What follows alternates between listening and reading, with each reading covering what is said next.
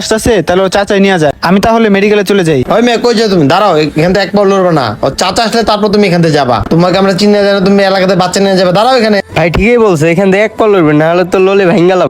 নয়ন ভাই ফোন দিছিলেন কেন আমারে? জীবন আসতো তুমি কি এই লোকটা কিচ্ছু নাকি? দেখো তো, এই লোকটা তোমার ভাই থেকে নেই, মেডিকেলে যাচ্ছিল। ও বলে তোমার বিয়ে লাগে, আর ওর নানি বলে অসুস্থ, মেডিকেলে পড়ে আছে।